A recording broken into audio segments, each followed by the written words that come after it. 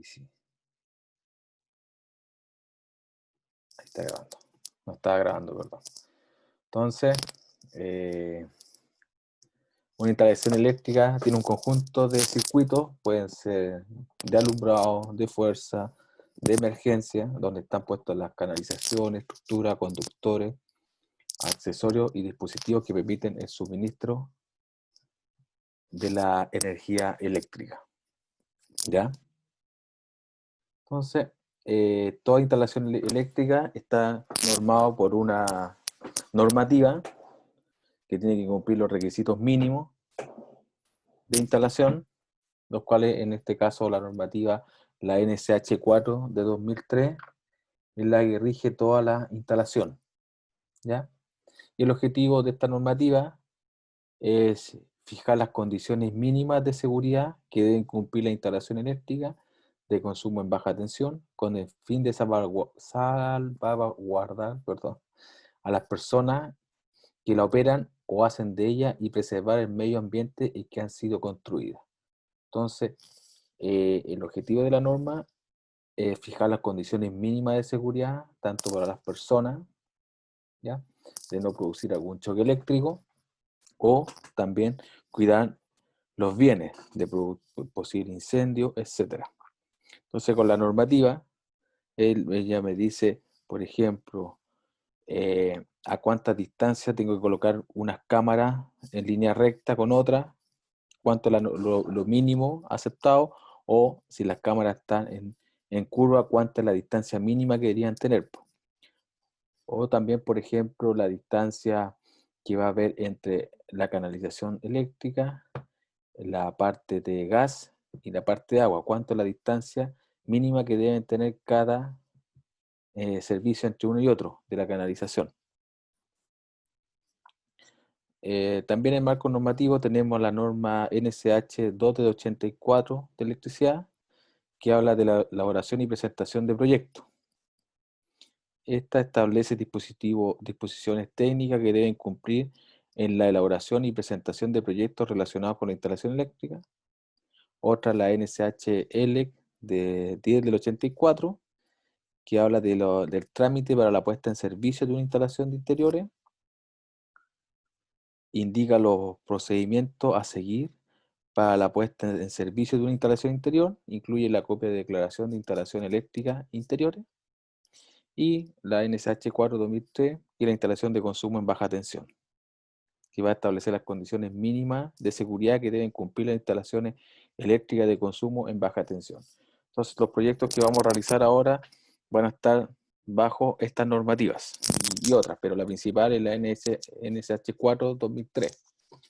Entonces, por ejemplo, cuando nosotros se hacen especificaciones técnicas para un proyecto, por ejemplo, está la sede de un recinto, y usted va a hacer las especificaciones técnicas de ella, donde hace usted los cálculos justificativos, hace todo un proyecto eléctrico de los conductores que se van a ocupar, qué tipo de artefactos deberían instalarse, cuánto es lo mínimo artefactos a colocar, la distancia del suelo, de los enchufes, la puesta a tierra, etcétera, va a estar bajo la norma NSH 4/2003.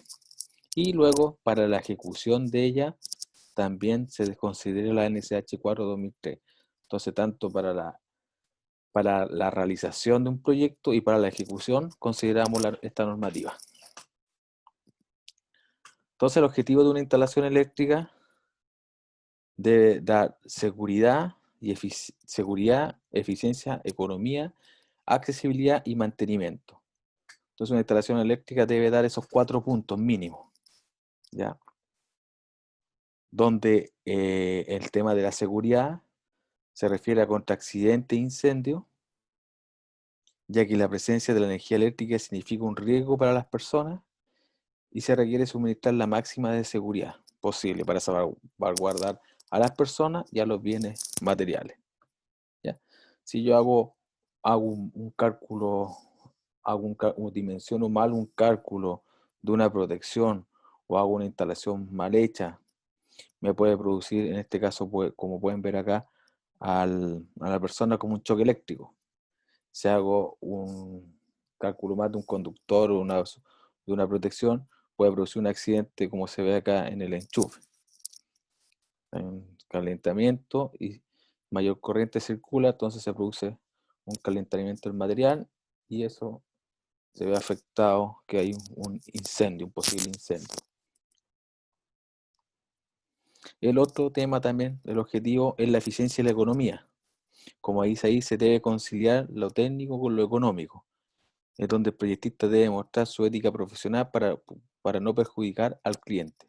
Por ejemplo, si lo vemos en un caso de que usted está postulando a adjudicarse un proyecto eléctrico de una instalación, donde están las bases técnicas, que dice qué tipo de conductor, qué tipo de artefacto se debe ocupar como mínimo. Usted hace postula al proyecto, se adjudica ese proyecto donde usted especifica que va a ocupar cierto conductor de buena calidad, ciertos materiales, ¿ya? Pero al momento,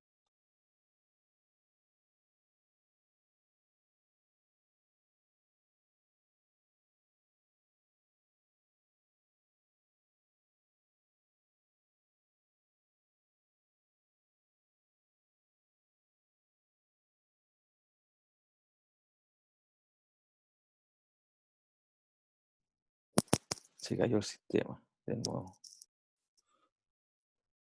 ¿Hasta dónde me alcanzaron a escuchar? Porque se cayó el sistema. Hasta eficiencia y economía está. Ah, porque se me cayó como el sistema, la internet está un poco mala. Acá. Admitir. Ahí está.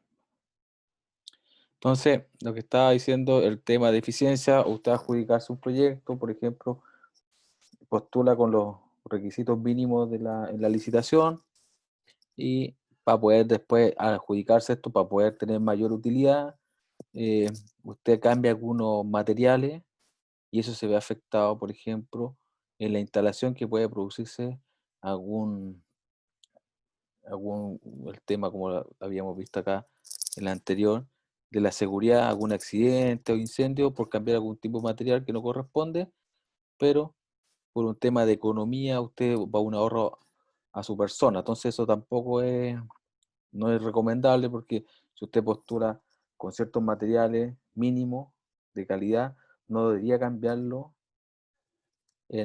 cuando se adjudica el proyecto, ¿ya?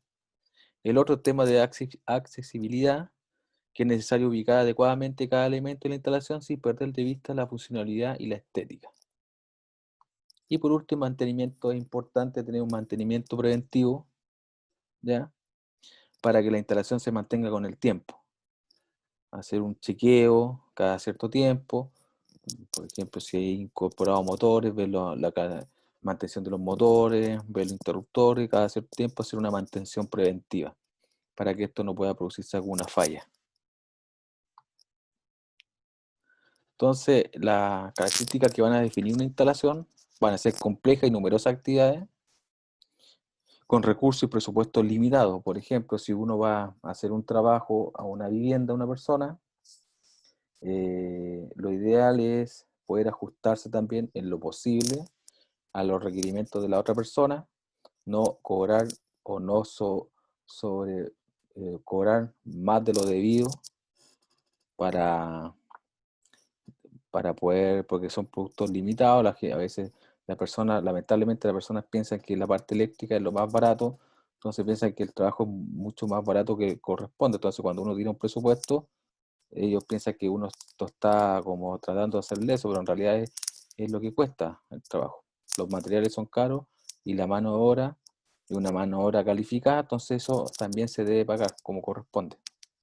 Van a ser personas autorizadas, entonces tienen que saber hacer valer su carnet en este caso, por ejemplo. Son actividades, está en secuencia, está orientado a objetivo y debe dar como resultado un producto o servicio final. O sea que una instalación cumpla con las exigencias mínimas exigidas de acuerdo a normativa. ¿Ya? Entonces una instalación eléctrica es confiable, económica, eficiente, segura y agradable a la vista. ¿Ya? Obviamente agradable a la vista porque en algunos casos, por ejemplo, cuando uno va a hacer una instalación, hazte picar para que sea la instalación sea embutida, no sea sobrepuesta, porque en algunos casos a algunos clientes no les gusta el sobrepuesto, pero en algunos casos se debe hacer porque en picar, por ejemplo, si uno va a hacer una instalación en una casa, va a cambiar todo un cableado, es necesario a lo mejor en algunos casos poner sobrepuesto, que como se dice en la palabra vulgar, entrar a picar porque ya ahí el presupuesto se eleva demasiado. Entonces, todo proyecto de una instalación eléctrica debe ser desarrollado de acuerdo a las reglas de la técnica, de modo de asegurar que la instalación construida de acuerdo a él no presenta riesgo para el usuario. Lo primordial es que no tenga ningún posible accidente o choque eléctrico hacia las personas y también que no se vea afectado el inmueble. Todo proyecto de una instalación eléctrica debe ser realizado por un instalador autorizado. ¿Ya?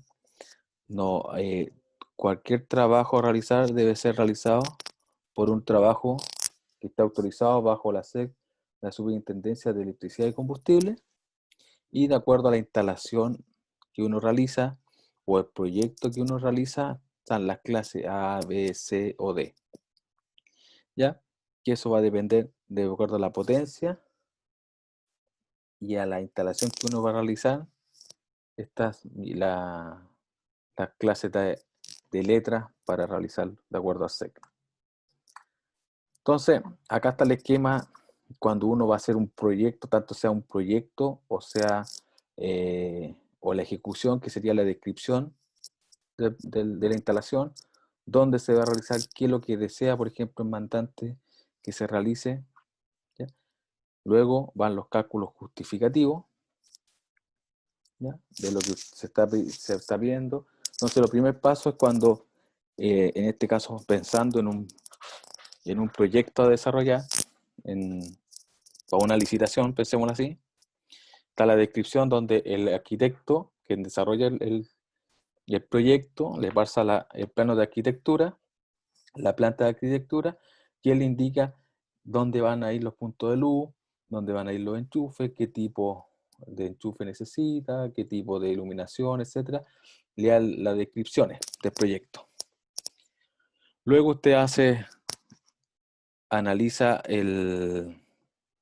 analiza el plano, lo que le entrega en este caso el arquitecto, los requerimientos de él, lo analiza, hace los cálculos justificativos, caso es factible o no lo que él quiere, para luego, después que hace los cálculos justificativos, hace las especificaciones técnicas, donde van a ir todos paso por paso lo que debe desarrollarse y a la par usted también desarrolla el plano eléctrico. Lo que está en el plano eléctrico es lo mismo que va a estar en las especificaciones técnicas, ¿ya? Para luego hacer la ubicación de los materiales, donde usted va a indicar cuánto va a salir el proyecto y luego vamos a terminar con un análisis técnico-económico, donde en algunos casos el análisis técnico-económico se va a referir al banner, TIR, si es factible o no. Ese punto que lo vamos a analizar más adelante, vamos a dar esos tips del banner, TIR, cuánto se recupera una instalación y cuándo no, o en cuántos años podemos recuperar la instalación, que les va a servir después algunos el análisis técnico-económico para más adelante.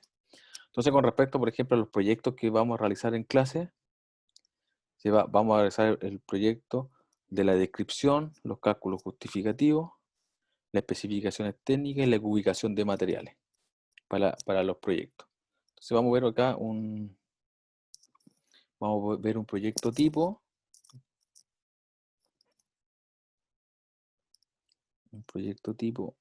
por ejemplo,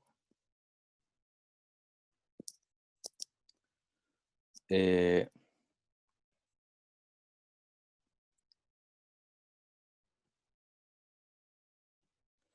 se ve lo que estoy, la foto que estoy mostrando, ¿no? Aún no. Sí, porque me dice que todavía no. A ver, veamos de nuevo.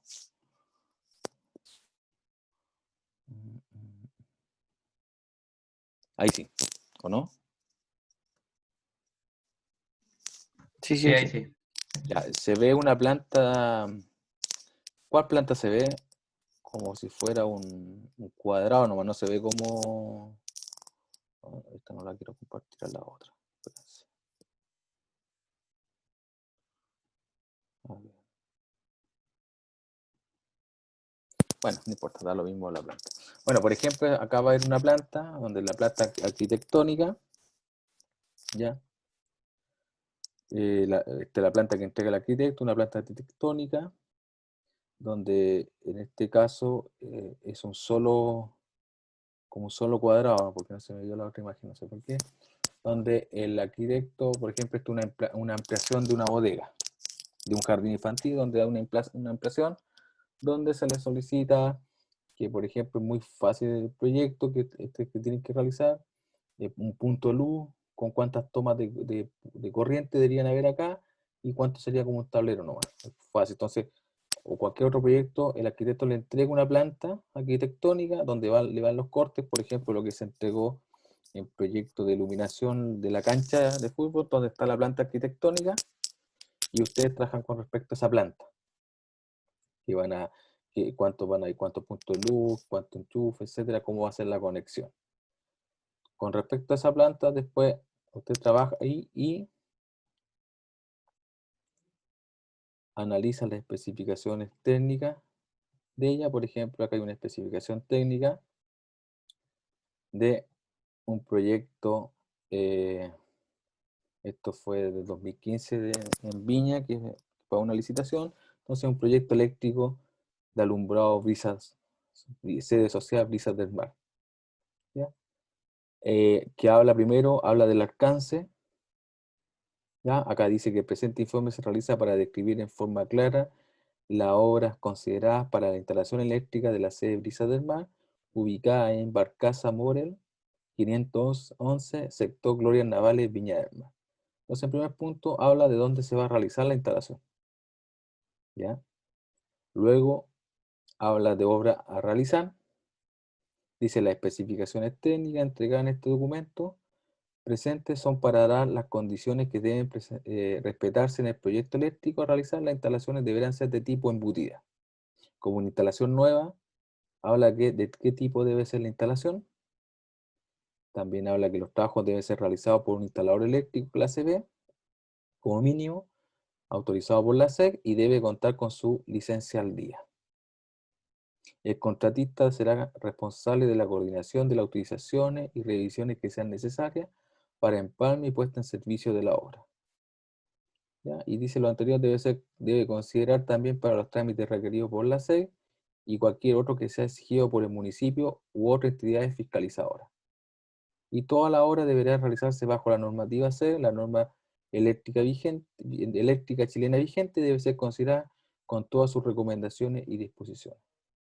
Entonces habla de una parte primero del alcance, dónde va a estar, luego lo que debe realizarse en la obra, y queda muy claro que debe ser autorizado, debe ser realizado por un, au- eh, por un instalador autorizado con mínimo clase B, ¿ya?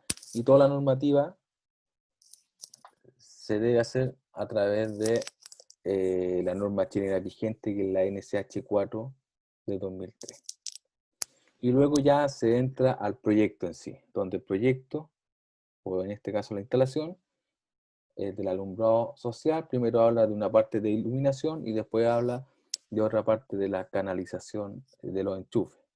Entonces la parte de alumbrado o canalización de iluminación, eh, se menciona la canalización de iluminación, donde habla de los artefactos, menciona los artefactos a ocupar, son fluorescentes dobles de 18 watts, en total 36 watts, el tipo de artefacto, y menciona que la cantidad y ubicación es según plano. Entonces, en el plano se indica dónde van puestos los puntos de luz, ya sea interior o exterior.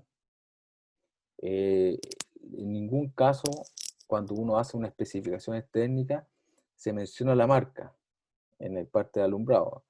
más se nombra la marca en la parte de los enchufes, por un tema de calidad se menciona eso, pero cuando uno habla, y siempre se menciona una marca o mejor que esa, o se menciona un modelo o mejor que ese modelo, ¿ya? Se pone como una base. Si usted no va a ocupar esa marca, pero una mejor que esa, que son los requisitos mínimos de esa licitación. Donde los interruptores marca Vichinio, color blanco, mejor calidad, el cableado, tipo de conductor, por la tubería, luego de los artefactos habla del tipo de tubería, ¿ya? Para luego tocar el tema de la canalización de los enchufes, ¿ya? Menciona los artefactos que se van a instalar,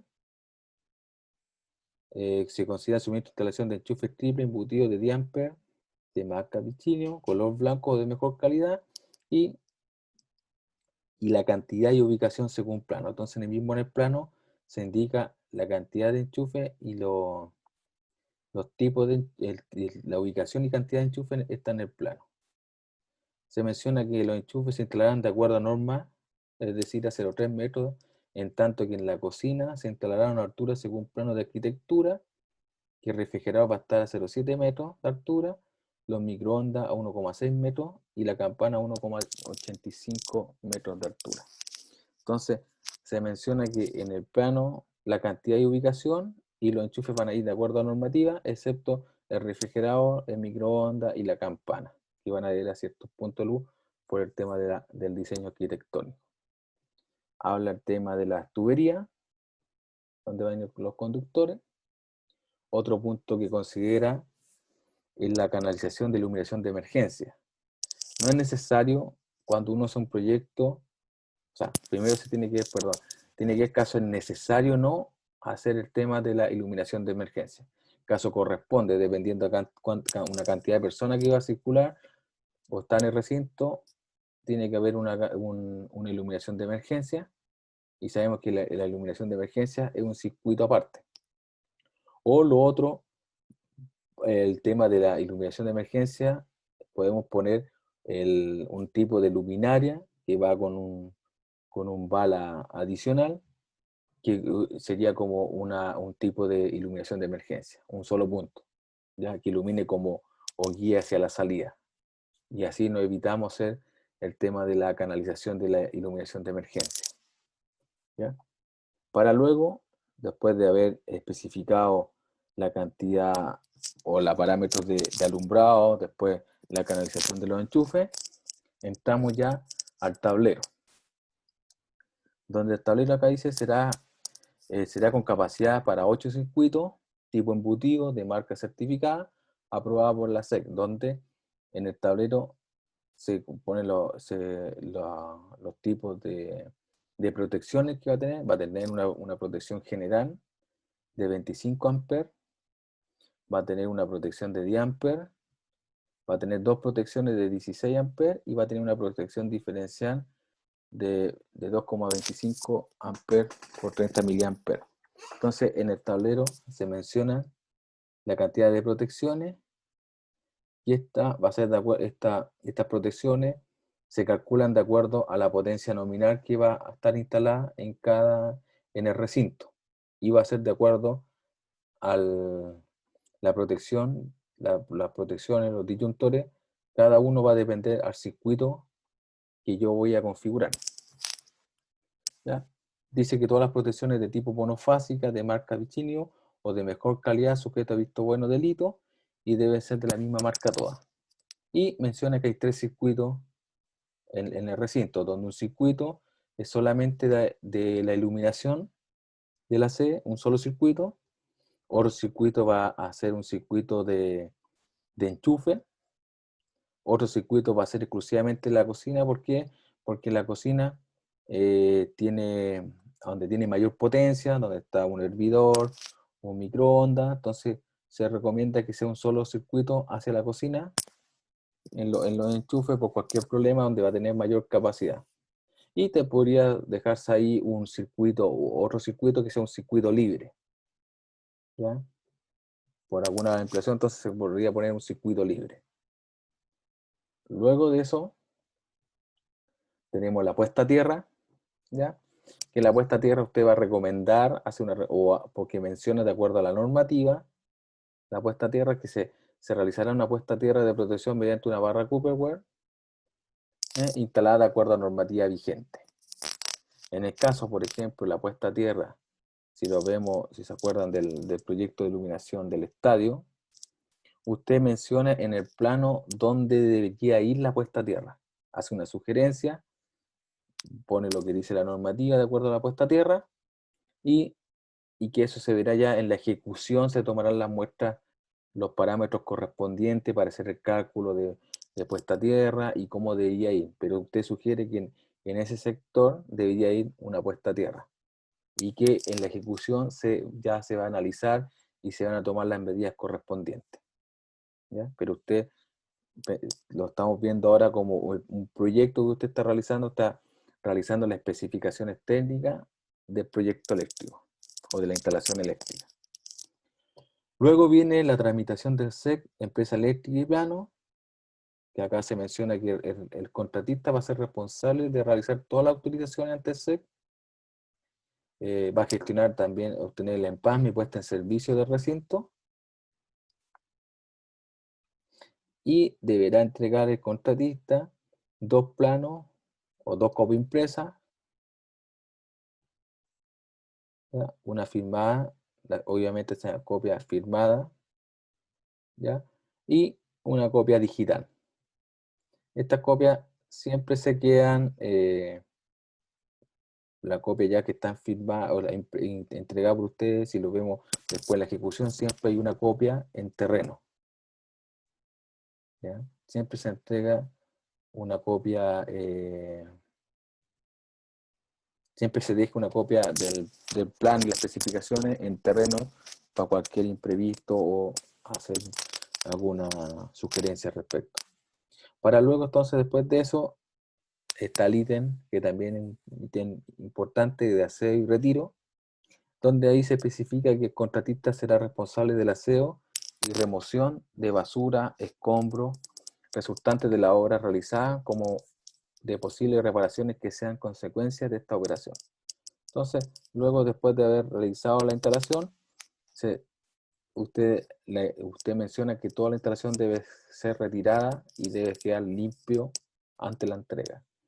Para luego el último punto es la prueba eléctrica, donde usted menciona las pruebas a realizar antes de la entrega de la instalación, donde dice: será obligación del contratista gestionar y facilitar todas las pruebas que sean requeridas por el hito por motivos de inspección, prueba o recepción de obra, debiendo quedar registrado en un libro de obra con detalle.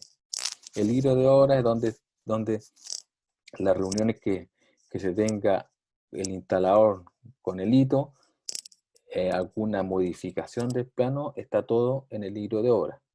Cuando uno va a una obra, por ejemplo, va a ver como eléctrico, va a ver, obviamente, para la redundancia, la parte eléctrica, algunas modificaciones que usted como proyectista o como la parte técnica de hito y la contraparte del instalador que está realizando la obra, quieren cambiar, hay algunas sugerencias de cambiar o colocar más enchufe que corresponde, o cambiar un punto de luz, o alguna modificación en la electricidad, llegan a un mutuo acuerdo, obviamente cuando corresponda, y todo eso queda registrado en el libro de obra.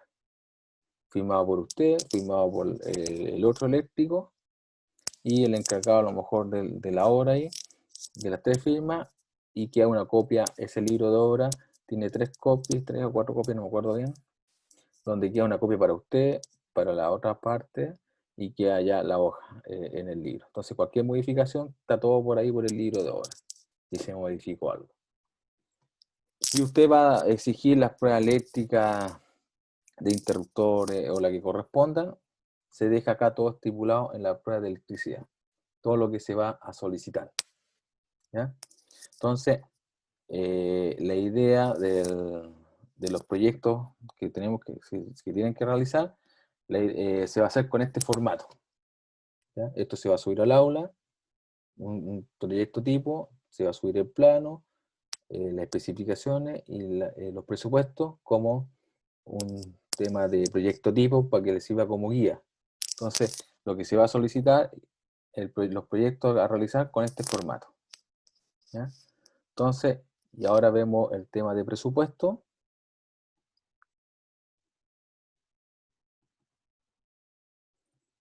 En el tema de presupuesto, acá tenemos el presupuesto de la instalación de la sede social, donde se empezó a hablar, el primer punto hablaba del alumbrado. Entonces, el primer punto es del alumbrado, los tipos de equipo a ocupar, el conductor, caja de derivación, los interruptores que va a ocupar, ¿ya? Contra su unidad, ML, metros lineales, ¿ya? Entonces, el primer punto, junto con las especificaciones técnicas, hablaba del alumbrado de la sede. Algunos valores acá van a estar a lo mejor muy por arriba, a lo mejor, de los que han hecho algún proyecto, alguna instalación. A lo mejor los precios están algunos muy elevados en algunos casos, ¿ya? Entonces, este es el primer ítem del alumbrado. Luego, segundo ítem, habla de la parte de la canalización de los enchufes, ¿ya? Entonces, la canalización de los enchufes, el tipo de enchufe, tipo de conductor, la caja de derivación, etcétera. Lo que usted mencionó en el ítem de canalización de enchufe iría acá. Luego hablamos del tablero. Hablamos del tablero, el tipo de cable, el tipo de protecciones, las protecciones que se van a encontrar dentro del tablero, etcétera, caja estanca, etcétera, lo que usted considere cuando habla de las especificaciones, tiene que estar puesto acá. El GL significaría global, entonces eso significaría global, ML, metros lineales, GL, global. Luego hablamos de la puesta a tierra, ¿ya? La puesta a tierra de la barra 9.500 pesos. Luego se habló de los trámites ante la sede, los planos, etcétera. Hablamos de ese punto, donde el trámite de empalme, ¿ya? La declaración SEC, sabemos que la declaración no hay un cobro, el SEC no cobra por ser las declaraciones, todas las declaraciones se hacen por internet, no hay un cobro, sino lo que usted está cobrando ahí, el trámite que usted va a realizar, ¿ya? El trámite que usted va a realizar hay un cobro ahí de todo el trámite, de toda la documentación que usted va a subir, ¿ya? Lo otro, bueno, proyecto. Cuando hablamos acá de proyecto, es el cálculo que usted, ese ítem, el cálculo que usted va a considerar cuántas horas le lleva a realizar el proyecto, en el sentido de, le va a dedicar lo mismo que habíamos visto el semestre pasado, 2 horas o 4 horas, cuántas semanas o días le va a dedicar a esto, por 0,5 UF la hora. Entonces ahí va a sacar un costo del proyecto, como proyectista, el diseño de ese proyecto. Luego hay un ítem de limpieza, ¿ya? El ítem de limpieza y la mano de obra, ¿ya? En la mano de obra, esta mano de obra está calculada, por ejemplo, la suma de todos los materiales por un 0,6% de lo que sale el material. Entonces la mano de obra es un 6% de lo que es del costo de materiales. Para efectos del curso, lo vamos a considerar entre 0,3 y 0,6 del costo de los materiales, ¿ya? Vamos a ver otro ítem como en otro formato como el cobro de puntos. Vamos a terminar y vamos a mostrar otro tipo de presupuesto, pero para efectos de curso vamos a trabajar con respecto a esta maqueta, ¿ya? Que no vamos a cobrar por punto luz, sino vamos a cobrar un porcentaje de lo que sale el costo de materiales. Luego vamos a tener un total o un subtotal de lo que sale la mano de obra con los materiales. A lo mejor acá habría que agregarle otro ítem que se llama de ferretería, que lo que es la ferretería es todo el tema de los tornillos, la broca, los tarugos, etcétera, iría puesto en ese ítem. ¿Ya? Tenemos otro ítem, después de eso, los gastos generales, el papeleo, eso, un 20 o un 10%.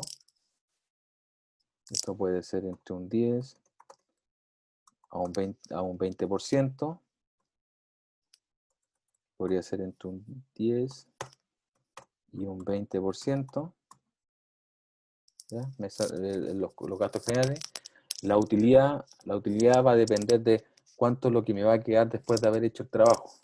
Entre los ingresos, los egresos, entre lo que lo que se va a cobrar y lo que se va a gastar. Si yo tengo una empresa, ¿cuánto es la utilidad a realizar esa pega? ¿Cuánto me queda como empresa? ¿Cuánto es lo que yo gano como empresa a realizar ese trabajo? La utilidad lo pueden considerar para efectos de igual entre un 10% y un 20%. ¿Ya? Dependiendo del tamaño del trabajo, entre un 10 a un 20%, un 15, un 16, es como la utilidad. Es cuánto es lo que, por empresa o por persona natural, a yo realizar ese trabajo, cuánto es lo que me queda a mí como bolsillo, como una utilidad del trabajo, entre haber ejecutado y haber gastado. Entonces ahí tenemos un gasto neto. ¿Ya? A ese gasto neto yo le tengo que colocar un impuesto. Si tengo una empresa, si voy a facturar, en este caso el IVA, si yo voy a facturar, si esto es con factura, yo debería cobrar el 19%. Si yo entrego una factura. Si tengo una empresa y entrego una factura exenta de IVA, no lo cobro, entonces mi trabajo llegaría hasta acá. Si entrego una factura exenta de IVA, ¿ya? Si entrego una factura con IVA, tengo que cobrarle el 19% y este sería ya el costo final del proyecto. Entonces, realizar la instalación de la sede sería casi 2.900.000 aproximado, 2.826.000 pesos, 875 pesos, perdón. Si yo entrego una boleta de honorario, como está puesto acá,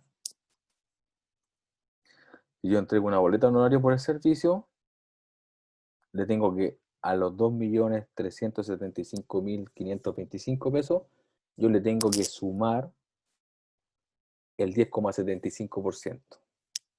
¿Ya? Y ahí sacaría mi valor final, que sería ese valor por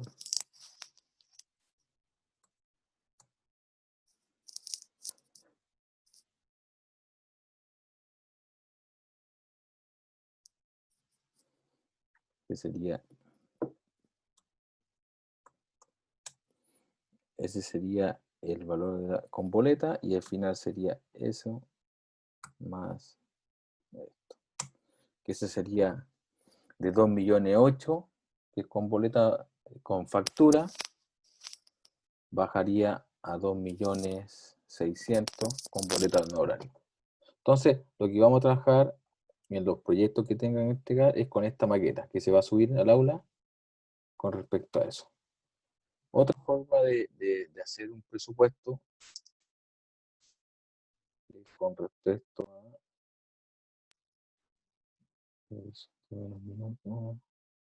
a buscarlo. Acá está. Es con respecto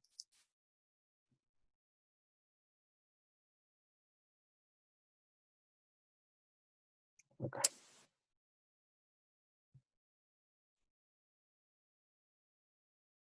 Esto es un proyecto para normalizar una casa donde las personas hacen de esta forma el presupuesto, hacen la descripción ¿ya? Cuántos disyuntores, protecciones van a ocupar, diferencial, tablero, etcétera. Hacen este punto. Luego hablan de la canalización y los artefactos, ¿ya? Luego hablan de los conductores que van a ocupar. Mencionan el tema de ferretería. Y terminan, acá ya ellos no hacen un tema de costo de mano de obra, sino la mano de obra la consideran, como está puesto acá, total mano de obra, ellos lo consideran de la forma de cálculos por los puntos.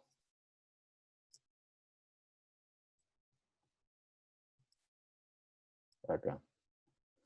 Que habla, el primer punto, habla el tema de los puntos de enchufe, que por punto de enchufe él cobra 15.500 pesos por punto de enchufe.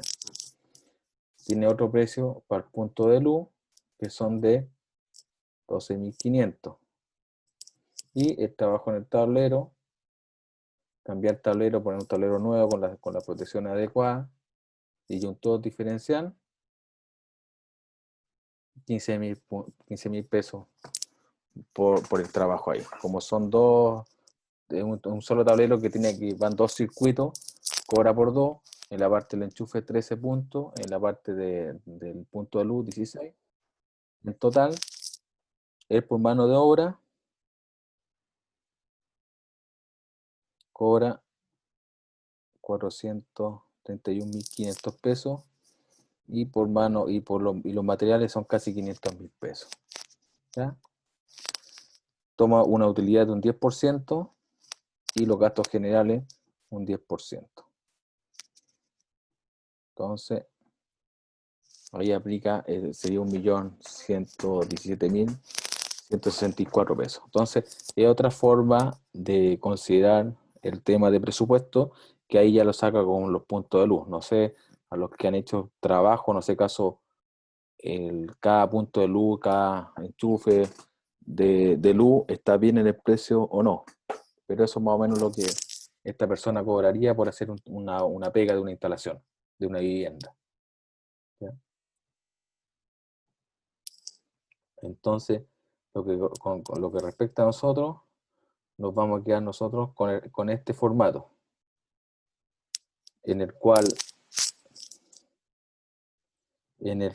de esta forma vamos a trabajar y la mano de obra la vamos a cobrar con respecto a un porcentaje de los materiales. ¿Ya? No vamos a trabajar con puntos de luz, cuánto se cobra por cada punto, sino un costo general de mano de obra. Porque si usted ya va a trabajar en una empresa grande, donde tenga que ver, no sé, hay 500 puntos de luz para un enchufe, otras 600 en alumbrado, entonces no se saca de esa forma, sino toma algo como más general.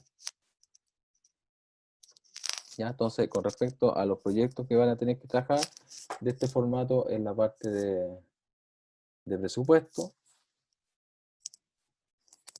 esta es la parte de las especificaciones técnicas, de esta forma, y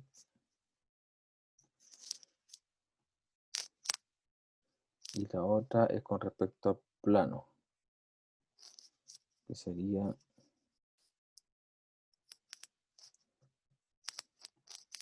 acá estoy buscándolo, esto que sería con respecto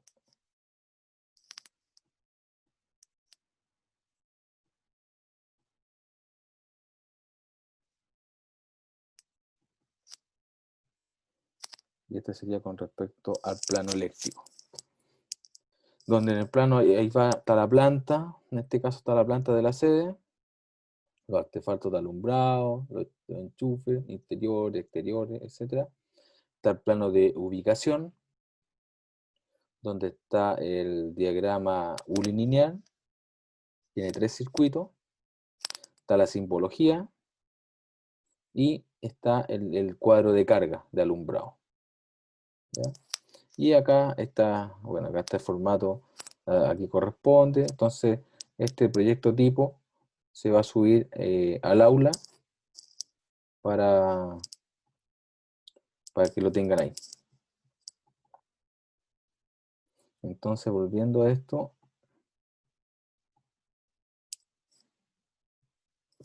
este va a ser el esquema que se va a trabajar, la descripción del proyecto, cálculo justificativo,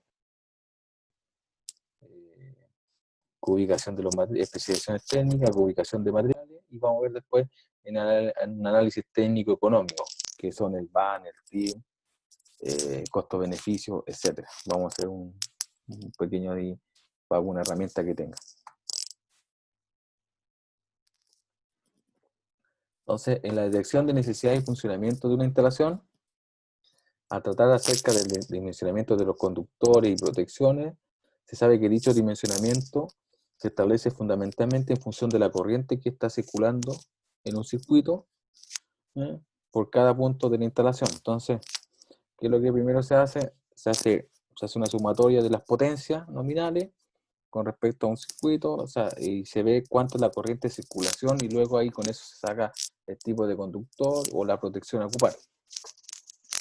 El problema pasa que si hacemos mal un cálculo, sea por arriba o por debajo, por ejemplo, se pueden producir algunos problemas de incendio o un choque eléctrico, por ejemplo, al estimar un valor de corriente por debajo del real, significará obviamente que se dimensionarán conductores y protecciones por debajo de las necesidades de la instalación, donde se van a ver comprometidos la seguridad de esta.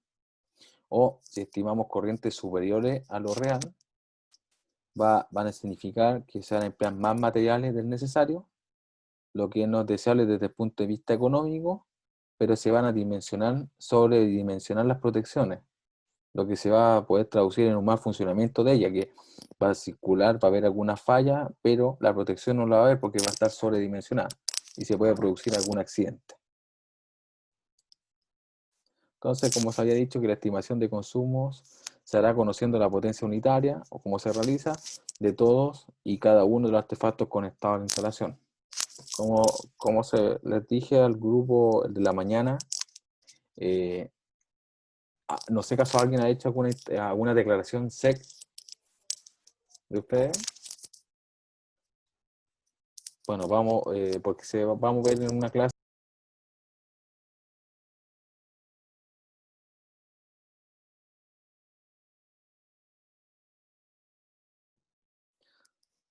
Perdón, se volvió a caer esta cosa. Les pido disculpas por la internet, estamos pésima. Lo que les decía que... ¿me escuchan? ¿Me escuchan? Sí, recién se cayó. Ahora voy a volver a repetir lo que dije.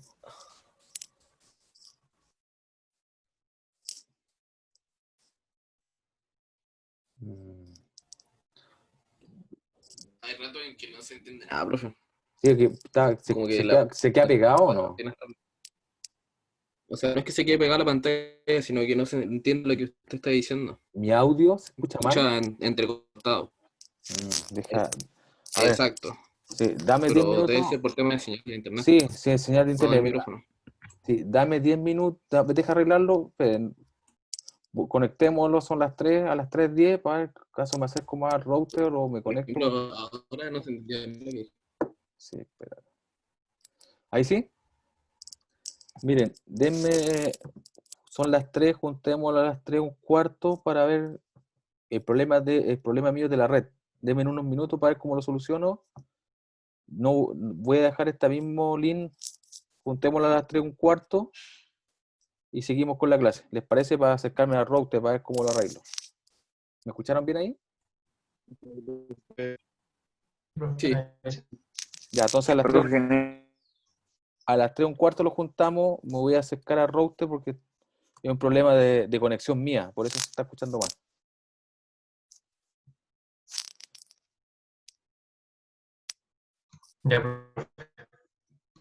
Ya, entonces estábamos hablando del tema de la estimación de consumo se hará conociendo la potencia unitaria. Entonces, si armamos los circuitos, vemos la potencia en cada circuito, luego podemos de esa determinar la corriente de circulación y con eso podemos determinar las protecciones a ocupar en cada circuito. Tenemos el factor de la demanda.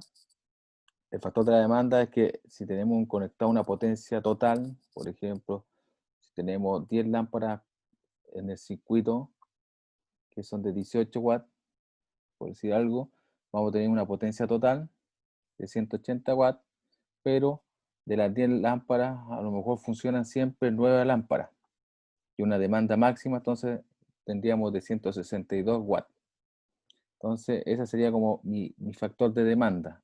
La demanda máxima dividido por el costo por la carga total, sacaría un factor de demanda que siempre va a ser menor a 1. Y con eso nosotros podemos generar alimentadores y protecciones para ver las dimensiones, ¿ya? Donde tenemos la carga instantánea, el valor de la carga en cada instante, la demanda que va a ser el promedio de la carga en un intervalo de tiempo dado, mínimo se considera 1 hora, y la demanda máxima es el mayor valor de la demanda que se registra durante un periodo determinado, que puede ser mensual, anual, pueden ser considerados. Donde el factor de la demanda, de acuerdo a la tabla 7.5 de la norma SEC 4/2003, habla de un sistema eléctrico o parte de él es la razón entre la máxima potencia utilizada por dicho sistema o la parte considerada y la potencia total instalada de ello.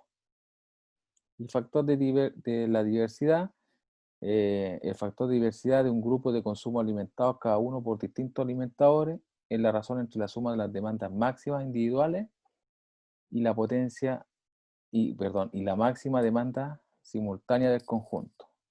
Se especifica en el 7.2.11 en la letra A y C. Entonces, el factor de demanda va a ser la potencia utilizada versus la potencia instalada y eso va a ser menor o igual a 1. Entonces, como había dicho, un ejemplo, si son 10 lámparas de 18 watts, tenemos una potencia instalada de 180 watts y la potencia que se va a utilizar o la demanda máxima, por ejemplo, van a ser 9 lámparas, que en total serían 162 watts. Que nos daría entonces, si lo vemos acá, voy a anotarlo. En este caso,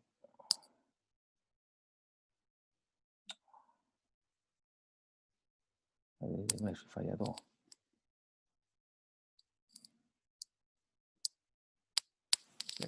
Ahora me falló el computador.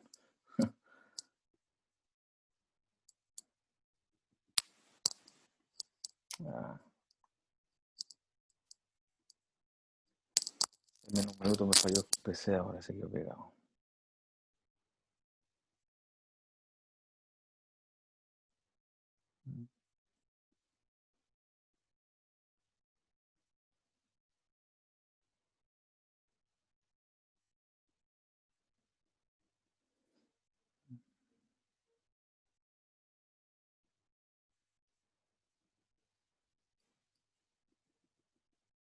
Espérense, algo le pasó a este PC.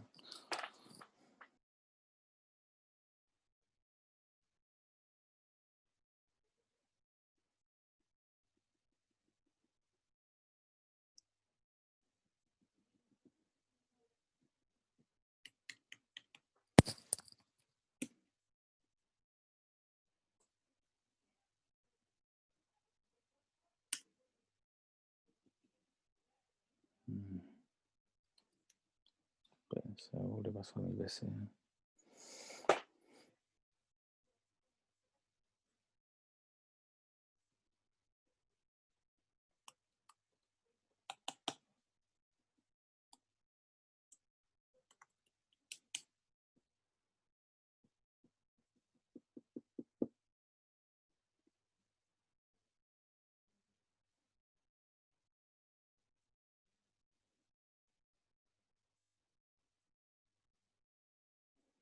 Ahí, perdón. Estaba todo contra mí hoy día, computador, todo. Veamos de nuevo.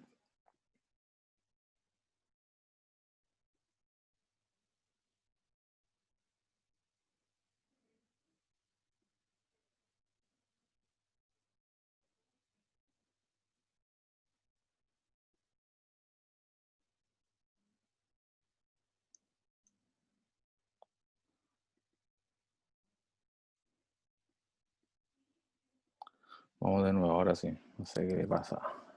Ahora sí. Lo que trataba de decir recién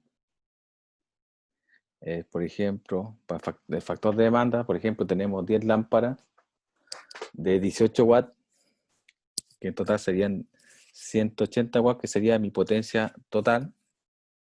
Acá sería 180 watts. Ya, y tengo una potencia instalada de las 10 lámparas, siempre se van a ocupar 9, por decir algo. Entonces 9 por 18 tendría una potencia utilizada o una demanda máxima de 162 watts. Entonces los 162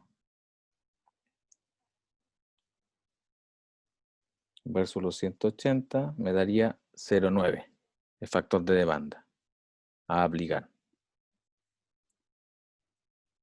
¿Ya? Y eso sería menor o igual a 1, como por ejemplo.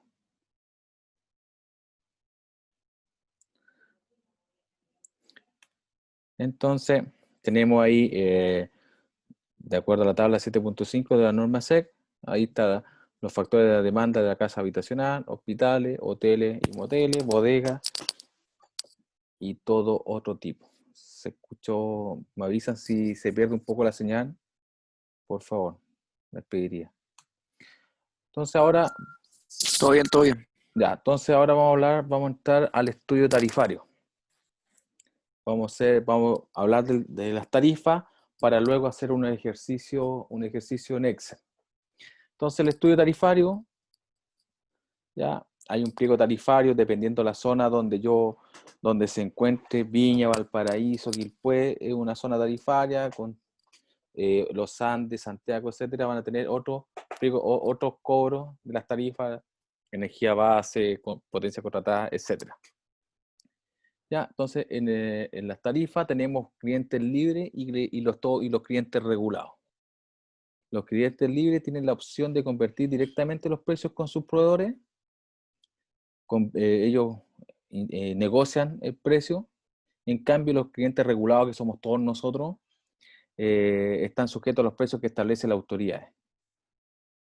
El negocio del negocio eléctrico está la generación, transmisión, subtransmisión y distribución. Desde que se genera hasta cliente, sea la vivienda, industria, supermercado, etc. ¿Ya? Dependiendo de la capacidad que yo tenga instalada, va a depender la tarifa a contratar.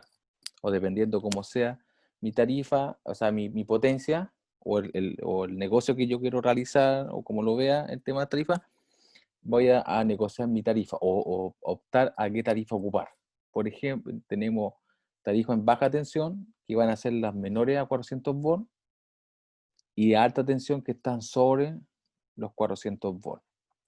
¿Dónde se ocupan o dónde, en el caso mío, por ejemplo, que puedo entregar donde yo he realizado más como estudios tarifarios con respecto al alumbrado público, o donde a los municipios. Los municipios, la mayor parte hacen sus estudios tarifarios cuando van a hacer recambios de tecnologías nuevas, de tecnologías viejas a tecnologías nuevas, hacen un recambio, hacen un estudio para ver caso les conviene pasar de una tarifa, por ejemplo, de una tarifa de potencia contratada, donde ellos contratan una potencia, por ejemplo, de 20 kilowatts. Caso al cambiar a una tecnología, por ejemplo, a los LED, les baja el consumo, caso es conveniente o no, cambiarse a una tarifa BT1, que la tarifa BT1 es lo que yo consumo, es lo que yo pago. Caso es conveniente o no, bajarse de una potencia contratada. Si yo contrato 20 kilowatts, consumo o no los 20 kilowatts, yo los pago igual. Consumo a 10 kilowatts, 12 kilowatts, 5 kilowatts mensuales, yo voy a pagar por los 20 kilos que tengo contratados. Entonces, en algunos casos ellos ven caso es conveniente o no cambiarse a una tarifa BT1 o hacer un nuevo contrato de bajar la potencia, hacer un nuevo contrato con la tarifa. Entonces, en esa parte es donde más se analizan las tarifas. Caso es conveniente o no, una tarifa, la tarifa BT1, la BT2. La tarifa BT1, lo bueno que lo vamos a ver ahí, lo bueno es que lo que yo consumo pago. Lo que tiene en contra, que a cuánto está una cierta potencia, de una cierta potencia de kilowatt instalada, donde tengo que colocar medidores. Si tengo 10 circuitos, tengo que hacer 10 medidores. Entonces ahí eso es lo contra que tiene. Tiene un límite de potencia y yo tengo que colocar medidores para poder registrar. ¿Ya? En las tarifas tenemos el horario de punta y periodo de punta. ¿Qué quiere decir? Que cuando toda la gente ya sale, se va en dirección al hogar, llegan a sus casas, empiezan a encender hervidor, no sé, en el invierno estufa, televisores, entonces aumenta las potencias en el horario, ¿ya? Entonces cuando toda la gente puede ver como en el metro, como que se tira a sus casas, eso significaría horario de punta y periodo de punta. El horario de punta son todas aquellas horas del día donde la mayoría de los clientes conectan en conjunto la mayor cantidad de artefactos, lo que hemos dicho, en sus instalaciones. Entonces, el horario de punta es desde las 6 de la tarde hasta las 22:59 de la noche. Eso van a ser el horario de punta, todos los días. Desde las 6 hasta las 22:59 horas funciona el horario de punta. Y el periodo de punta en los meses, que van a ser los meses en los cuales se produce la mayor demanda máxima en horas de punta en un sistema eléctrico, que va a ser desde abril a septiembre, en el periodo como de invierno. Entonces tenemos horario de punta, que es de las 6 de la tarde hasta las 22:59, y el periodo de punta, que son los meses de abril a septiembre. ¿Ya? Luego, es importante el horario, el periodo de punta, los meses, porque con eso vamos a trabajar con la PT1, cuando trabajemos en horario en límite de invierno. ¿Ya? Tenemos diferentes cargos, por ejemplo, el cargo fijo mensual, ¿ya? Que independiente del consumo que se aplicará, e incluso si esto es nulo. El cargo fijo mensual va sí o sí en el detalle de la facturación. Se ocupe o no se ocupe, hay carga o no hay carga, se paga igual. Tenemos las de baja tensión que habíamos dicho, son aquellos clientes que están conectados con su empalme a red cuyo voltaje inferior a 400 volts, normalmente son 220 a 230 volts. La alta tensión para aquellos clientes conectados en su empalme a redes cuyo voltaje es superior a los 400 volts, normalmente los 12 kilovolts. Tenemos la energía base, que se está multiplicando los kWh de consumo base leído por su precio unitario, lo mismo que el cargo por energía. Entonces la energía que tengo, la que estoy consumiendo, la tengo que multiplicar por el precio de la energía. La potencia contratada es la potencia máxima que el cliente decide contratar al distribuidor por un periodo de 12 meses. Cada 12 meses yo puedo volver a negociar mi potencia.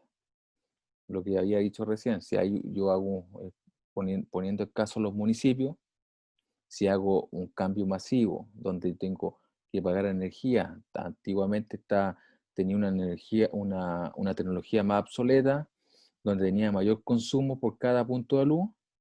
Al cambiarlo a tecnología LED, la potencia es menor, entonces a lo mejor me conviene más hacer un nuevo contrato de potencia, ya con una potencia mayor, que eso me va a durar 12 meses, antes de cambiarme una BT1. Luego tengo el cargo por demanda máxima, que corresponderá al mayor de los dos valores siguientes. Uno es el 40% del mayor de los cargos por demanda máxima registrados en los últimos 12 meses, o la más alta que resulte de comparar la demanda máxima leída del mes con el promedio de las dos más altas demandas registradas en aquellos meses que contenga horas de punta dentro de los últimos 12 meses, incluido el mes que se va a facturar. Esto igual lo vamos a ir viendo, después que hablemos de las tarifas, lo vamos a ir viendo en ejercicios, vamos a desarrollarlo en el Excel, por si acaso. Otro cargo que tengo es el cargo por energía adicional de invierno, que esto solamente es aplicado a BT1. ¿Ya? Esto se aplica a BT1.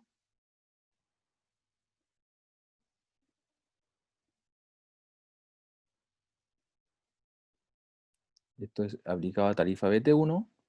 Este cargo es por energía adicional de invierno y se aplica en los meses de abril y septiembre, en el que el consumo de cliente excede los 400 kWh al mes, siendo la base límite de cada cliente generado entre octubre y marzo, agregando un 20%. Entonces tenemos, es como, si yo estoy en BT1 y tengo mayor consumo en los meses de octubre y marzo, que saco un estimativo de mi cargo adicional de invierno, y en abril y septiembre me supera los 430 kWh al mes, la distribuidora me multa o me castiga por tener mayor consumo en esos meses de abril a septiembre. Esa es una condición 1. Mi otra condición 2 es que el límite del cliente será igual al mayor valor que resulte de comparar los 350 kWh con el promedio mensual del consumo registrado en el periodo entre octubre, ahí hay un error, entre octubre y marzo, de un 20, agregado un 20%. ¿Ya? Entonces tenemos otra condición, que los 350 kWh y los 430 kWh al mes, donde, como tengo el límite de invierno, hago un promedio de octubre de 2000, por ejemplo, octubre de 2015 a marzo de 2016, hago una sumatoria con un promedio más un 20% de la suma, saco el promedio, bueno, lo vamos a ver en detalle después en el ejercicio para que quede más claro, y ahí saco mi límite de invierno. ¿Ya? Entonces, el límite de invierno va desde abril a septiembre. ¿Ya? El límite de invierno, entonces, es un nivel de energía en kWh que permite calcular el cargo de energía adicional de invierno para BT1. Entonces, se saca el promedio, primero la sumatoria desde octubre 2017. Acá esto va a ser, por ejemplo, 2017.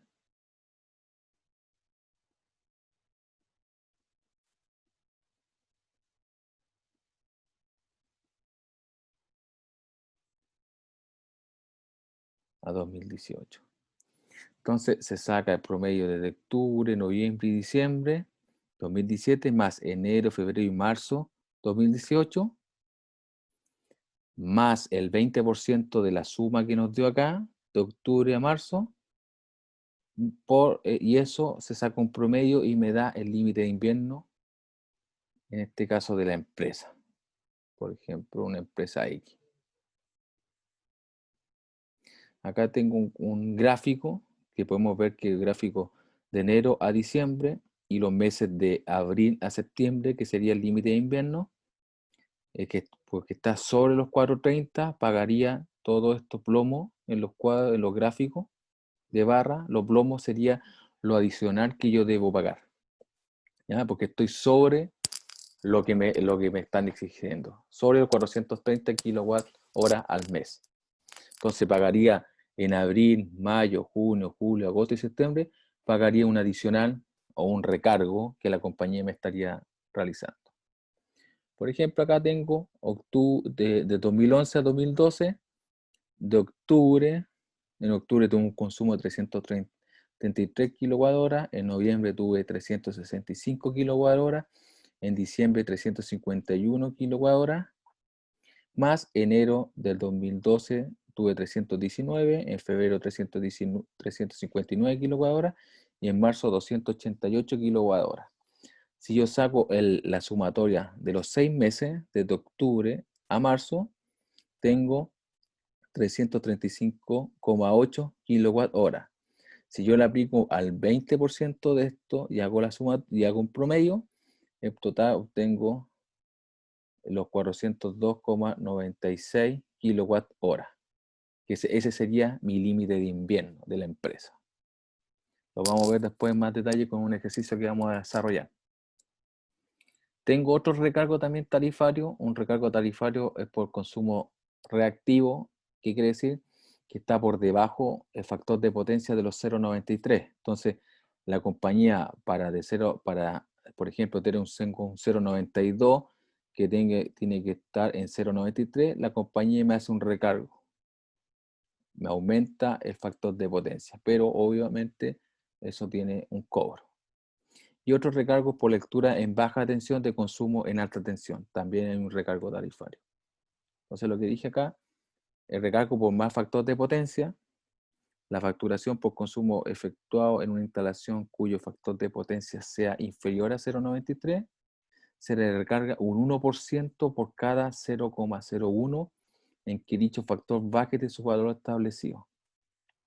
Entonces, siempre tiene que estar mínimo, Profe, dígame.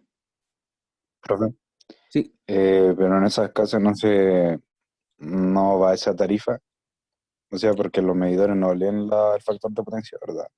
no, O pero la esto está potencia reactiva. correcto, pero estamos pensando, por ejemplo, ¿dónde tendría un factor de potencia bajo 0,93? ¿En qué instalación? Como en fábricas podría tener. Correcto, en los edificios donde hay motores, ¿cierto? Entonces ahí va a depender la lectura del medidor que tenga que me esté registrando eso. Por ejemplo, en los edificios nuevos, si uno ve la boleta, el detalle de la boleta, sale detallado el factor de potencia que tiene o recargo que se le hace para aumentar a 0,93, o en la industria. En las casas, ese factor no es considerado. No sé caso respondí, pero tú también te habías respondido como solo que en la industria se vería afectado esto. Sí, sí. ¿Ya? Y el otro por recargo con lectura en baja tensión de consumo en alta. ¿Ya? También hay otro recargo. Pero esto no sería como ya en vivienda, sino la parte como industria ya. Entonces, tenemos distintos tipos de tarifas, sea en alta o sea en baja tensión. En baja tensión vamos a tener desde tarifa BT1 a tarifa BT4. En cambio, en alta tensión vamos a tener desde tarifa de AT2 a AT4. No tenemos tarifa AT1, que sería la tarifa simple, que sería la red domiciliaria. ¿Ya? Otra clasificación, que se ve en las tarifas BT2, sea tarifa 2 en alto en baja tensión o tarifa 3 en alto en baja tensión, son los consumos de presente en punta o parcialmente en punta. ¿Qué quiere decir? El consumo presente en punta es la demanda media en horas de punta dividido por la potencia que se está instalando. Si ese cociente es mayor a 0,5, el consumo está presente en punta. O sea, si tengo una potencia contratada y esa está en presente en punta cada cierto lapso o un régimen, si yo lo divido por mi potencia contratada, si ese cociente es mayor a 0,5, es parcialmente en punta. Si el cociente da menor a 0,5, es parcialmente presente en punta. Y eso lo veo yo después en el pliego tarifario que tiene un cierto valor. Entonces, con la tarifa BT1 tiene una restricción que no puede, que la potencia conectada tiene que ser inferior a 10 kilowatts. No me puede superar los 10 kilowatts. Si estoy sobre los 10 kilowatts, ya deja de ser tarifa BT1. ¿Ya? Lo bueno de la tarifa BT1 es lo que yo consumo, es lo que yo pago. Si el medidor me dice tiene 5 kilowatts hora con tanta potencia, es lo que yo voy a pagar.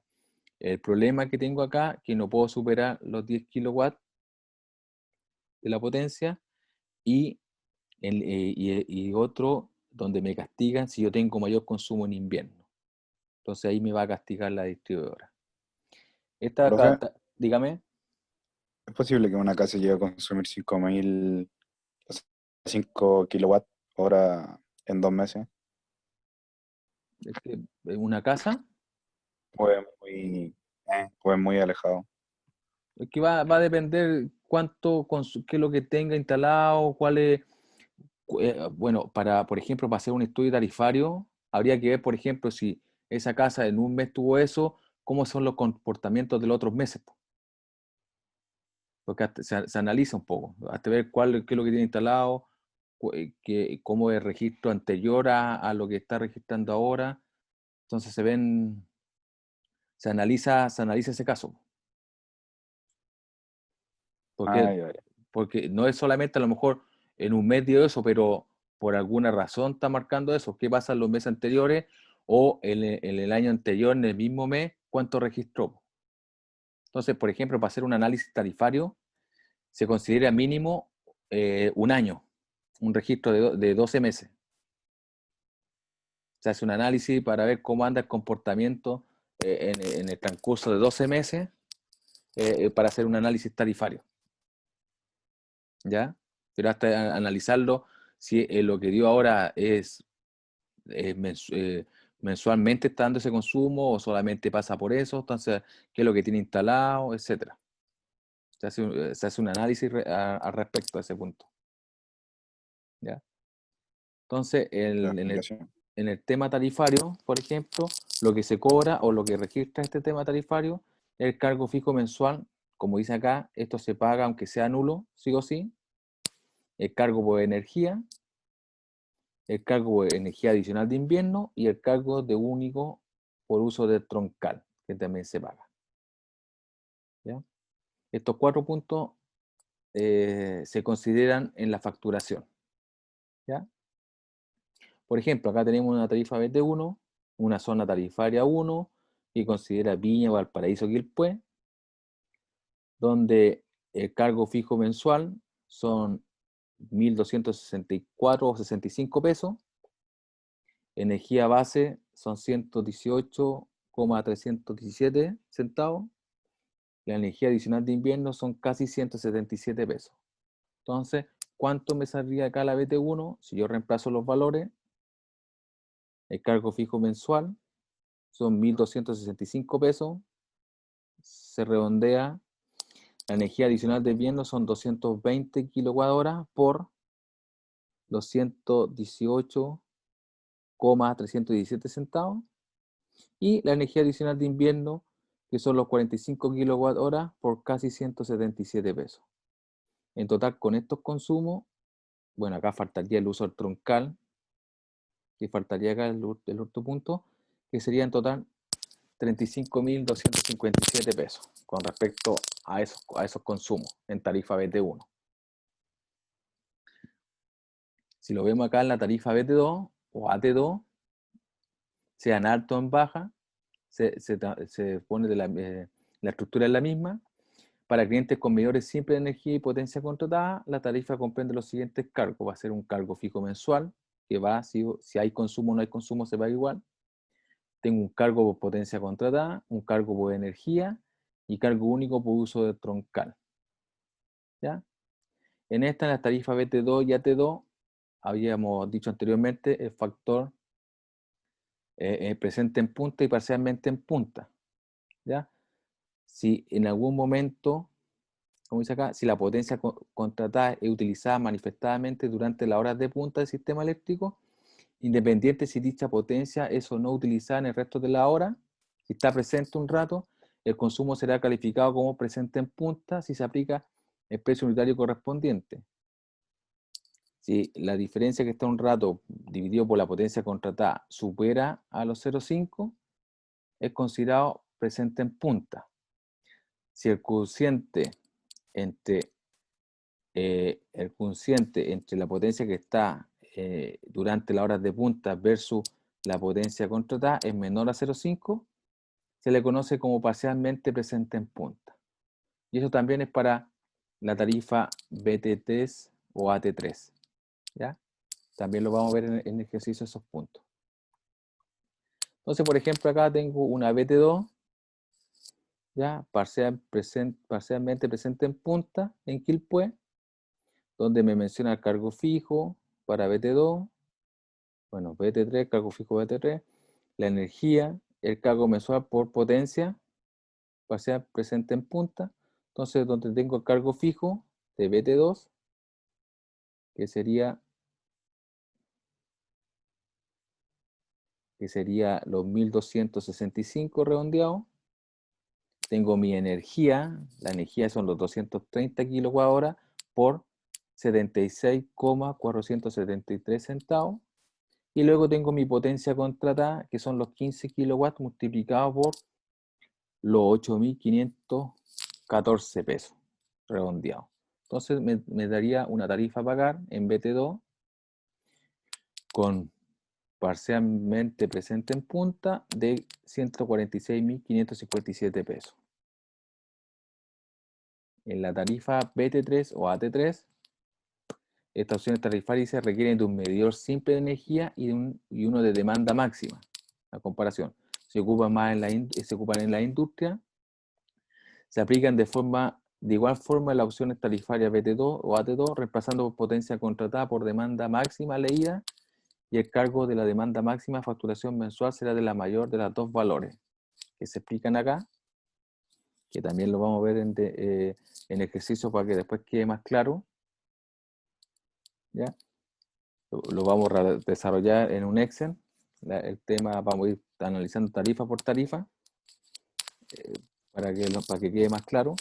Entonces, por ejemplo, acá tengo una tarifa en alta tensión, 3 presente en punta, donde me dan los cargos fijos y la energía mensual a considerar.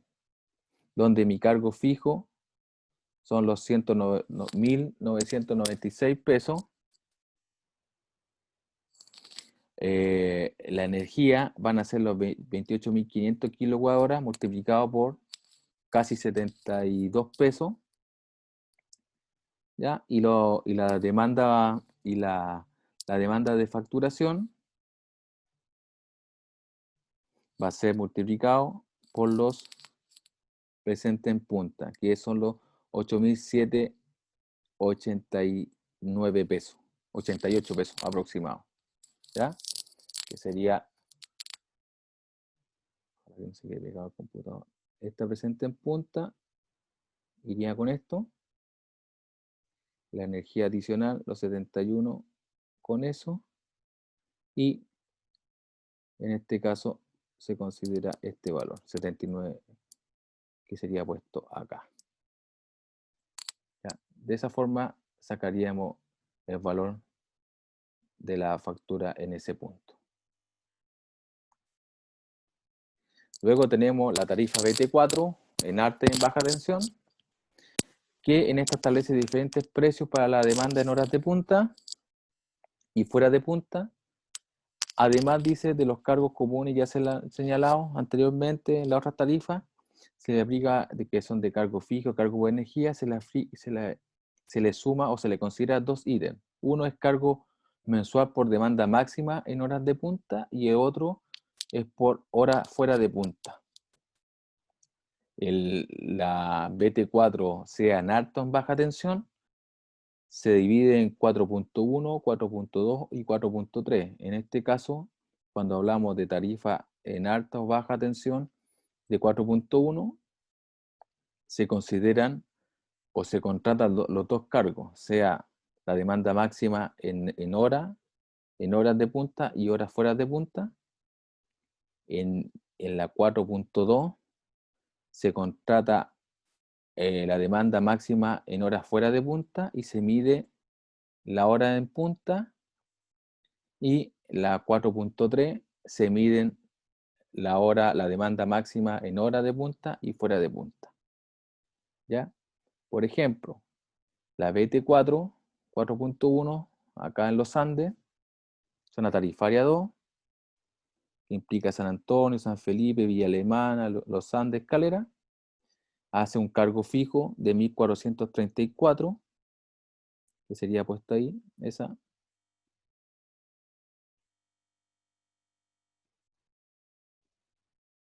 ¿Ya? El pago por energía se multiplica por 76 pesos o 76,475 centavos. Luego los 3 kilos, estos 3 kilos se multiplican por la demanda máxima leída y en horario de punta, y la demanda contratada, que serían los 15 kilowatts, se multiplica por los 2.230 pesos APP. Entonces ahí obtengo mi tarifa en BT1 4.1. ¿Ya?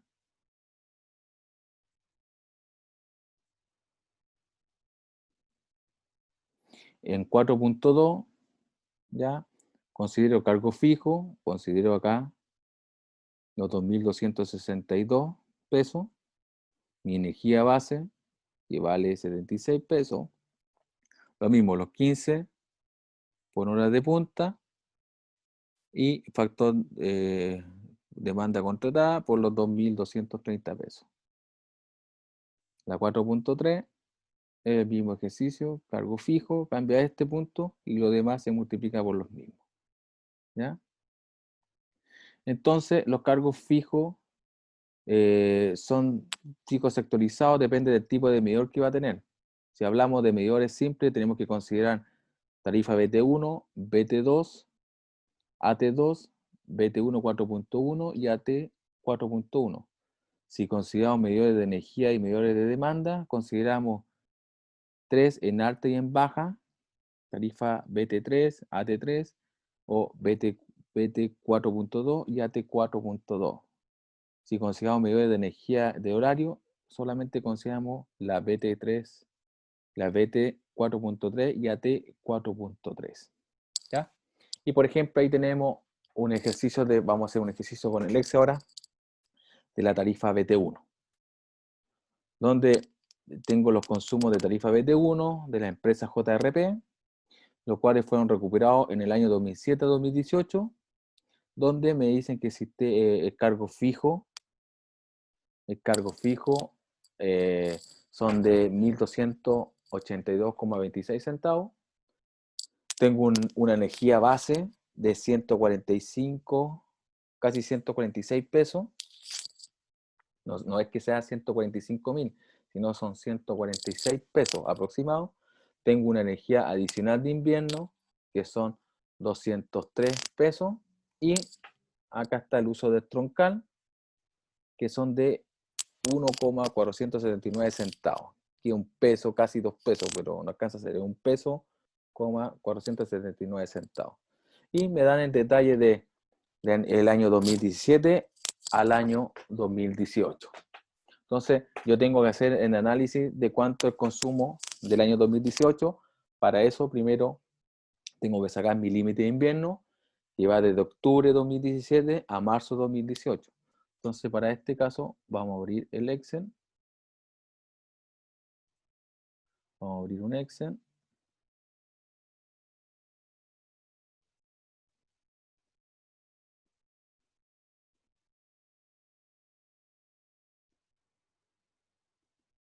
¿Ya? Donde vamos a copiar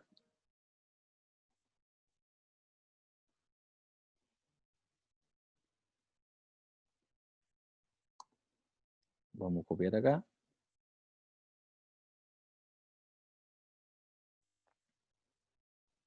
¿Se ve lo que copié, cierto? Se ve el Excel, ¿cierto? Sí, profe. Ya, entonces, ahora vamos a poner la tarifa, que en este caso es BT1. Ponemos, por ejemplo, zona tarifaria, a qué corresponde, por ejemplo, Chilquinta, ¿ya? Chilquinta va a ser que una zona tarifaria ZS1, ¿ya?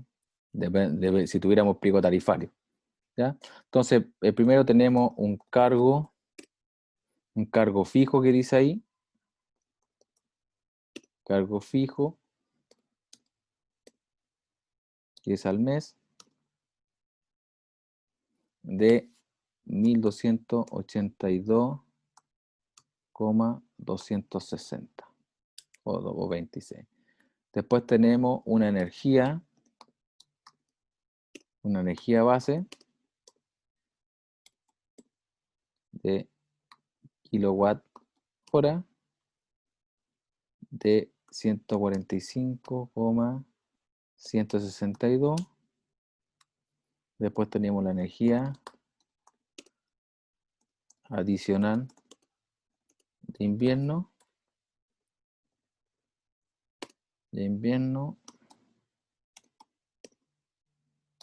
kilowatt hora, ¿de cuánto? Esto es de 203,260. 269. ¿Ya?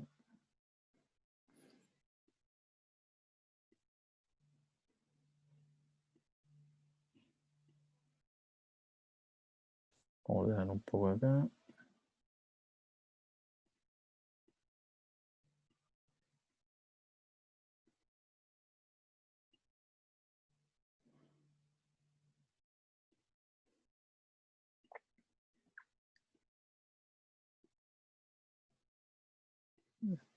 Acá. Sí, ya me queda un poco más ordenado el tema. Entonces, cargo fijo, cargo por energía, la voy a otro color, adicional de invierno, me falta colocar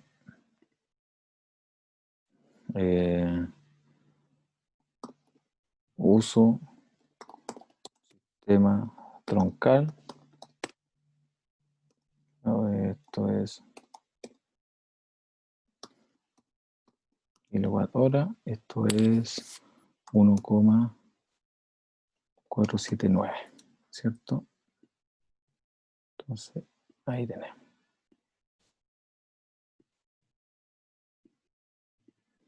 Ya, entonces ahora vamos a sacar el límite de invierno, vamos a poner una celda ahí que la vamos a ocupar al límite de invierno del cliente. ¿Ya? Que esto es kilowatt hora. Y se acuerda que habíamos dicho que el límite de invierno iba de octubre a marzo, ¿cierto?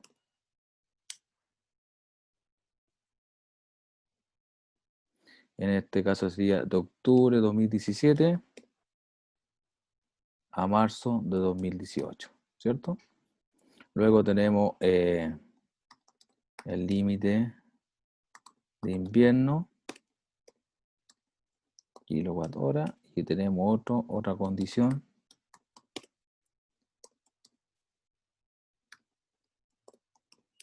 Ya.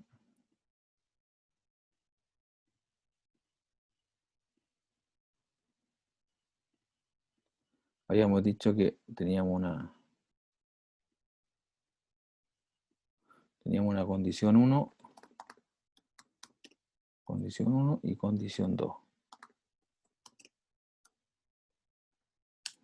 Entonces tenemos una condición 1 que eran los 350 kilowatt hora y la otra condición era 430 watts. ¿Se acuerdan? Las condiciones que se había visto. ¿Ya? Entonces ahora vamos al detalle de consumo.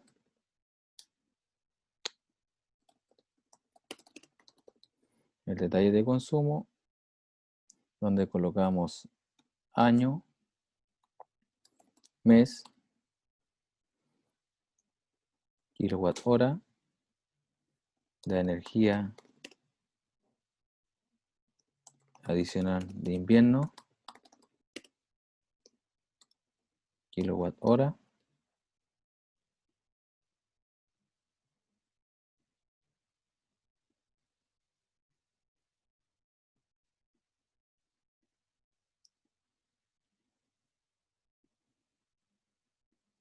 ¿ya?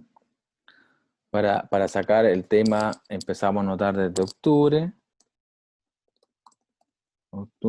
noviembre, para poder sacar el límite de invierno, noviembre y diciembre. Este es de 2017, ¿cierto?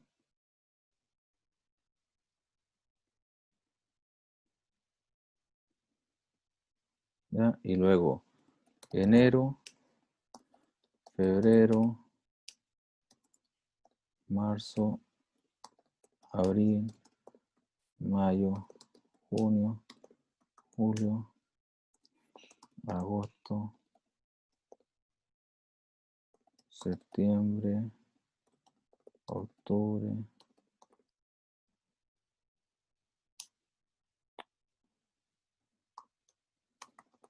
noviembre y diciembre. Esto es del año 2018. ¿Cierto?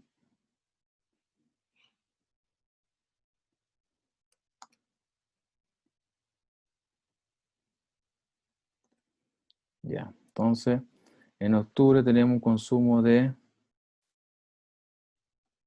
310.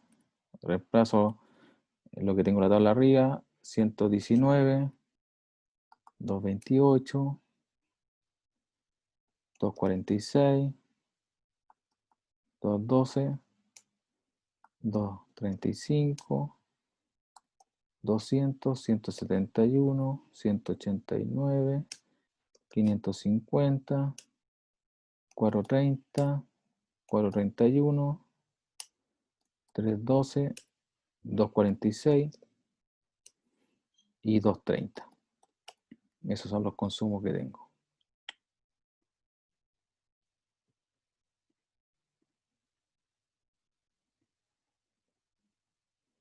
¿Ya? Entonces lo primero es que yo tengo que sacar mi límite de invierno.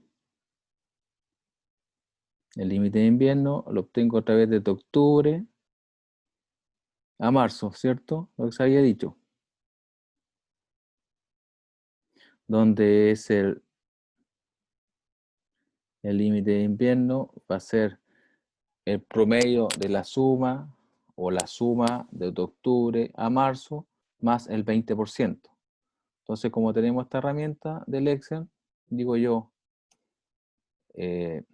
chip 0 que es igual, coloco la palabra promedio, abro paréntesis, que el promedio me saque desde octubre a marzo, y eso lo multiplique por 1.2.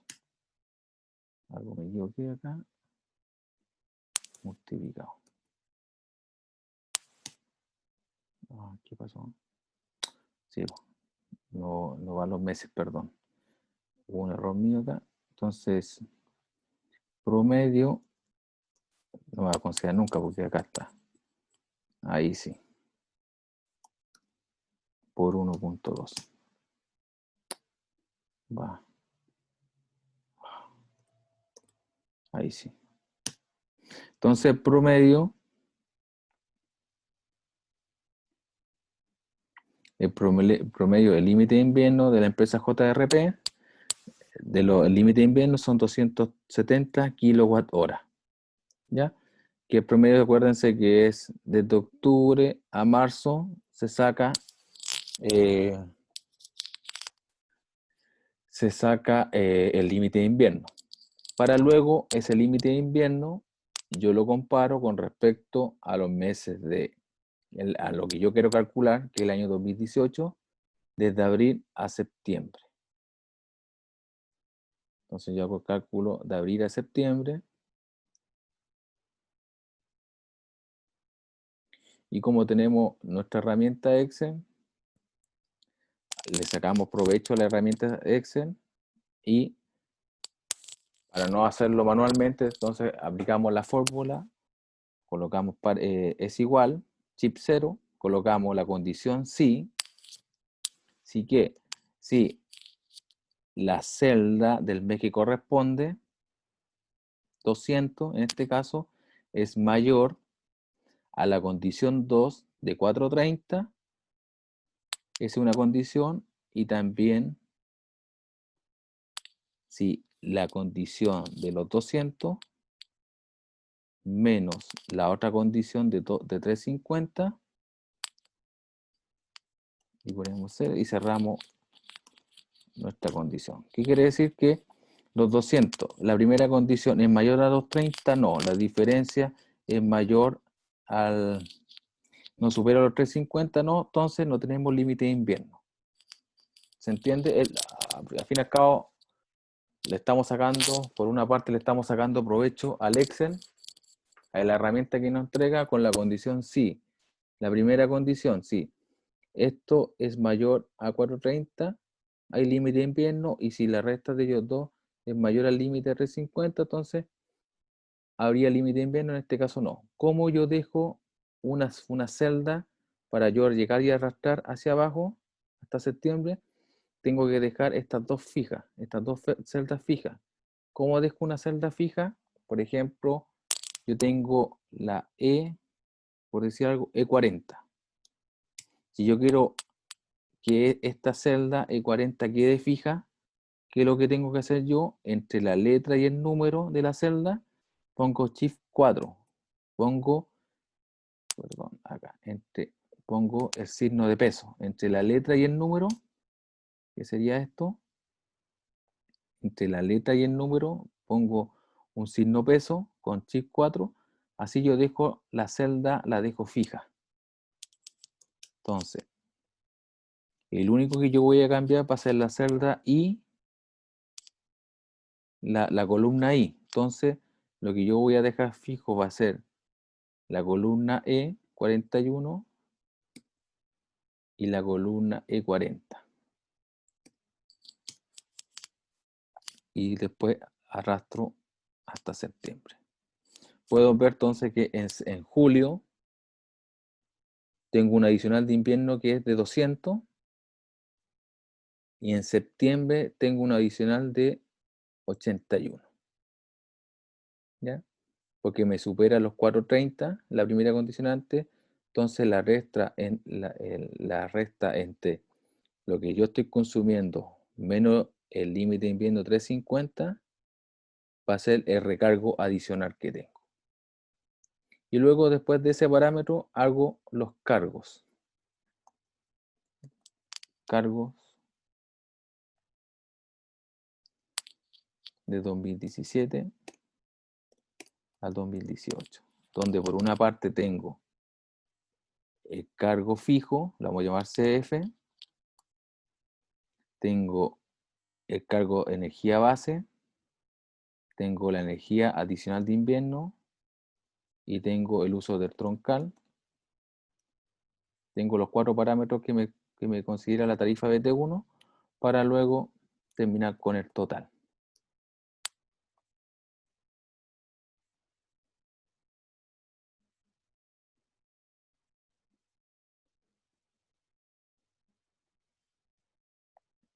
¿Ya? Entonces tengo mi cargo fijo que sí o sí, aunque yo tenga consumo o no, lo pago igual. Entonces todos los meses va a ir recargado, lo vamos a redondear el valor, va a ir a 1.282 pesos. ¿Ya? Entonces habíamos dicho, ese va a ir, todos los meses va a ir ese valor, entonces lo dejamos fijo esa celda y hacia abajo. Todos los meses se paga ese monto.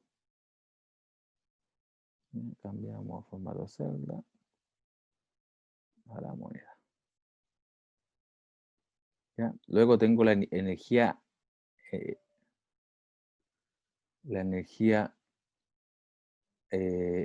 base, que va a ser, la energía base es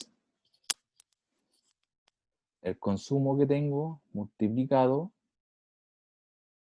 por el cargo por energía base, que son 146 pesos APB. ¿Ya? Cambiamos todo para que tenga todo el formato.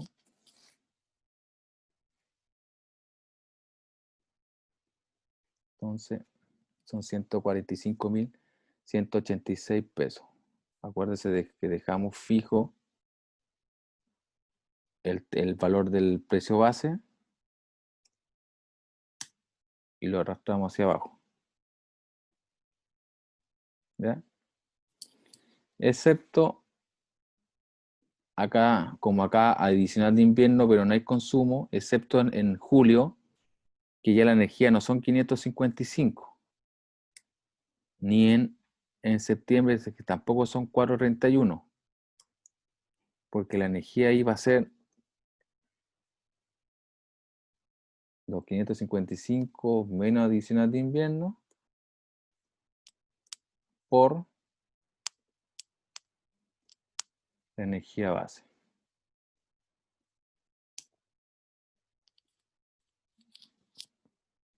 Me falta un paréntesis. Ahí sí.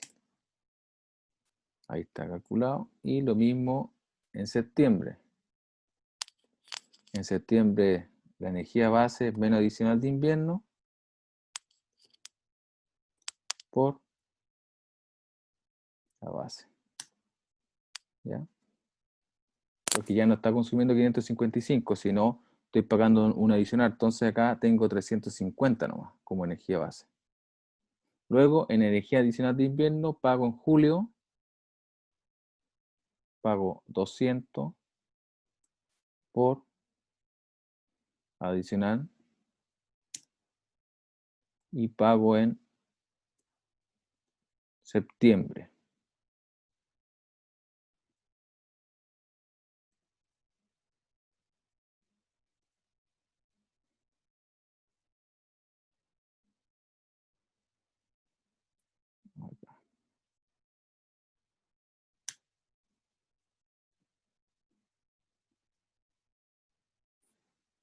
¿Ya? Entonces, ahí pago en julio. En julio pago adicional de invierno y pago en julio adicional de invierno. Por ejemplo, si yo hubiera tenido acá en abril, hubiera tenido 630, pago 280 adicionales, que tendría entonces que, ya acá sería, no serían 91, porque tendría que decir eso menos esto por la energía base. Pasaría a otro valor y ahí cambiaría mi adicional de invierno, que tendría que pagar este valor por el adicional. ¿Ya? ¿Se entiende? Bueno, que tenemos el Excel y el Excel lo puede ir modificándolo. ¿Ya? Entonces, luego tenemos el uso troncal, que multiplicar la energía por este valor. Ya habíamos dicho, para dejar la fija, ahí.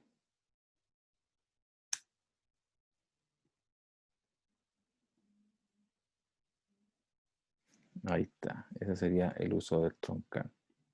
Y luego ya sacamos la sumatoria total, lo que pagaríamos mensualmente.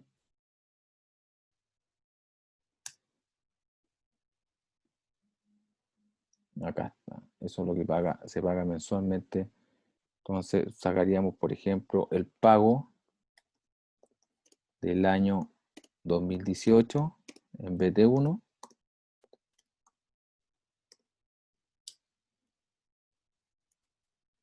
Que sería la suma